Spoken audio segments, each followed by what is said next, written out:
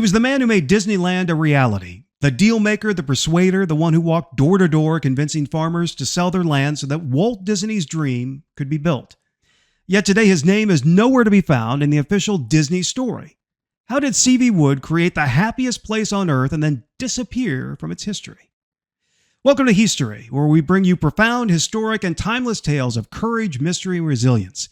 Twice a week we explore the moments and figures that shaped history. So if that sounds good to you, be sure to like and subscribe so that you never miss an episode. Hi-ho, it's off to HEATHSTORY we go.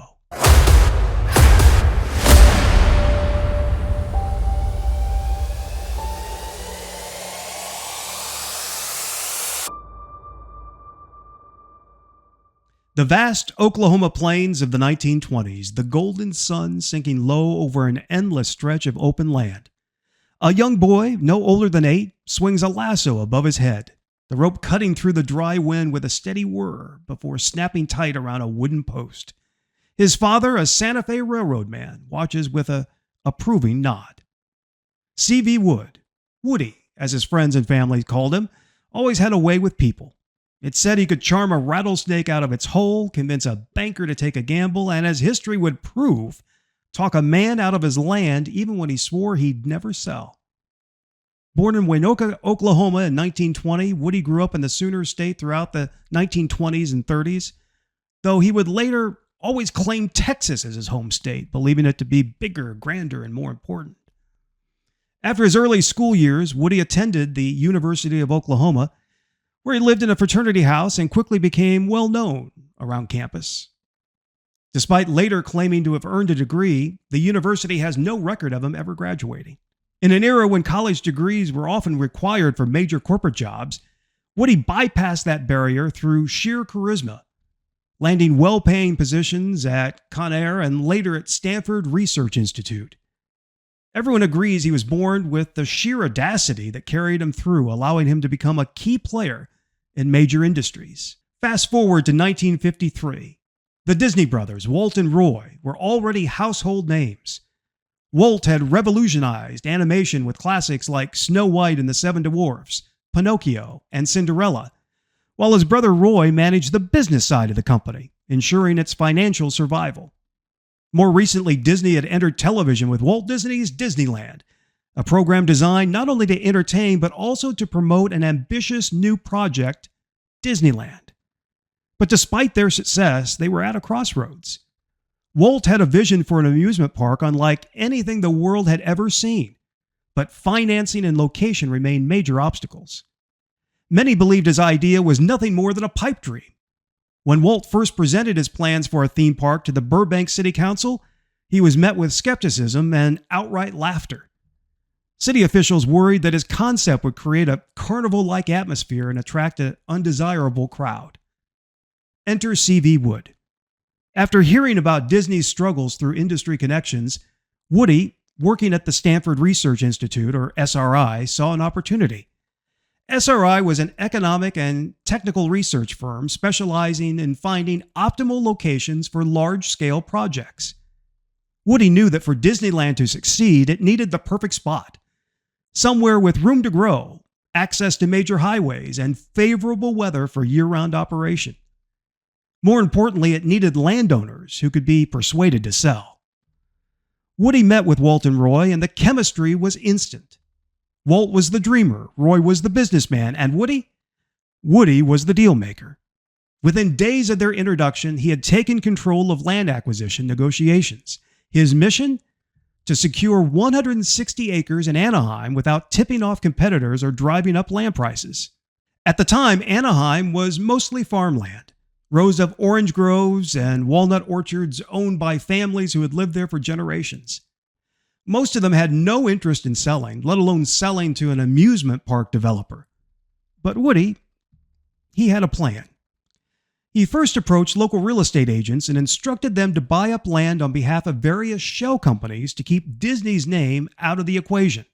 If landowners knew Walt Disney was behind the deal, they might hold out for more cash or refuse to sell at all.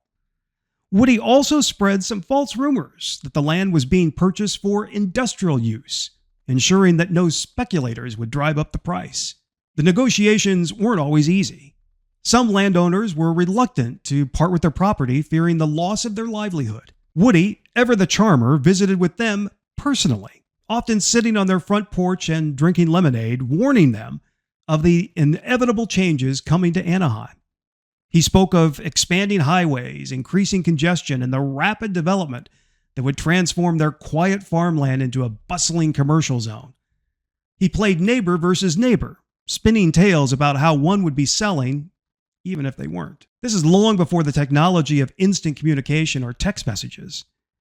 Woody worked fast, making it clear that selling now meant controlling their own fate rather than being forced out later. Despite there being little growth or any talk of business expansion in the area, Woody put the fear of God in them.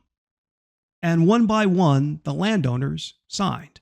By the time the final deal was inked, Woody had done the impossible. He had secured Disneyland's home without anyone realizing what was happening until it was too late to stop it. With the land secured, Woody's role at Disney expanded as he became Disneyland's first employee, the first general manager responsible for overseeing construction and ensuring that the park was built on schedule. Woody recruited some of the best engineers, designers, and financial experts in the country, many of whom had never worked in theme parks before. One of the last major hurdles before Disneyland's grand opening wasn't inside the park itself. It was the land intended for the parking lot. The area still contained some old houses, sheds, and even a few chicken coops. One abandoned house had been used as a construction office, while another sat completely empty. But all needed to be removed before the park's debut. Rather than using bulldozers or wrecking balls, a crew member jokingly suggested a house wrecking party. Woody, always one for unconventional solutions, approved the idea, thinking it would be a good way to release tension before the final pre-opening push. After a grueling 14-hour workday, an exhausted Woody gathered around 50 men from the construction crew and led them to the area just outside Disneyland. The landscape still looked more like a farm than a parking lot, dotted with orange trees and remnants of old structures. As promised, Woody brought beer and whiskey, which arrived packed in ice in the back of an open-bed truck. As the workers drank, Woody casually mentioned that it wouldn't be the worst thing if one of the farmhouses accidentally caught fire. He knew that the Anaheim Fire Department was too far away to save any burning structures and that at least one house still had a homeowner's insurance policy. That house, sitting at the edge of the parking lot, was still owned by a family who had sold their farmland but refused to give up their home. After an hour of drinking, the men began tearing down the first farmhouse using crowbars and sledgehammers. Around 10 p.m., flames suddenly erupted, whether by accident or design, nobody would say. A witness later claimed that somebody dropped a match. As the house burned, the men stood around watching the flames, finishing their drinks and throwing empty bottles into the fire. The only problem?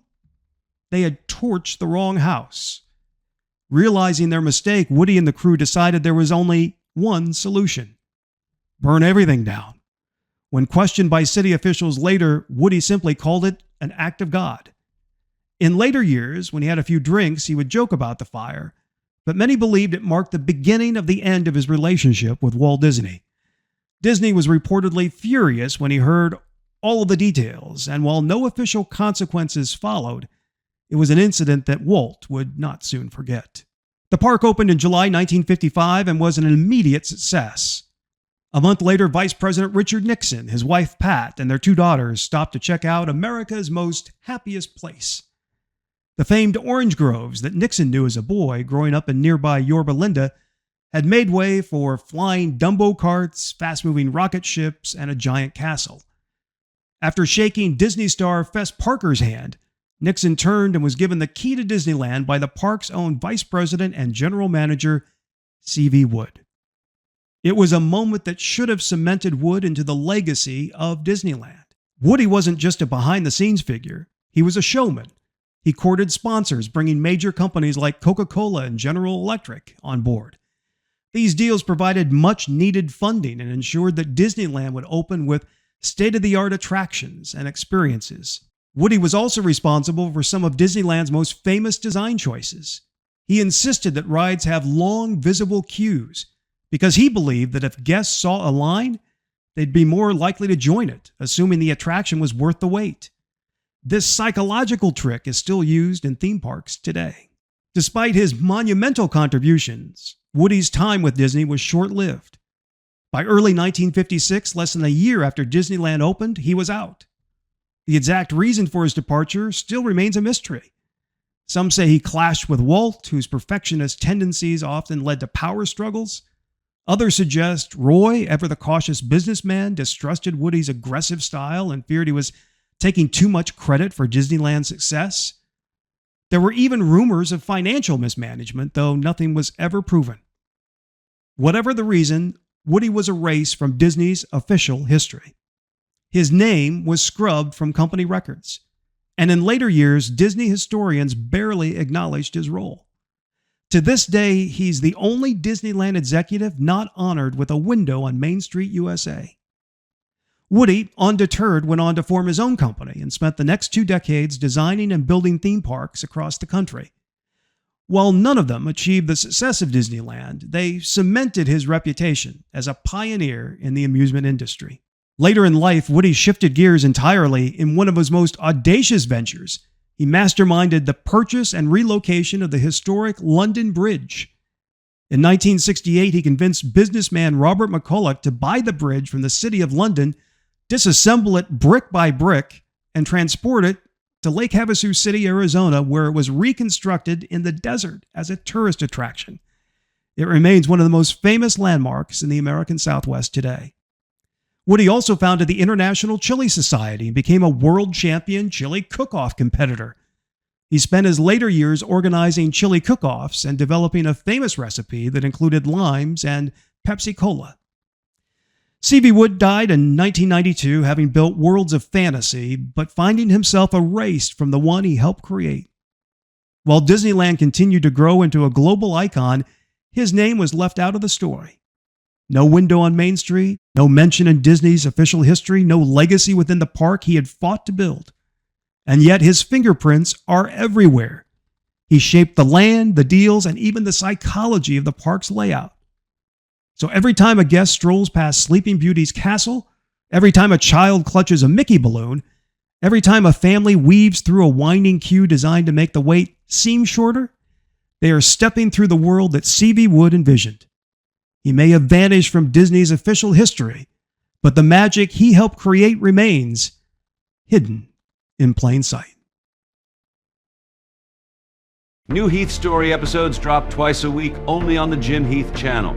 If you'd like to help keep Heath Story going, consider supporting us on Patreon.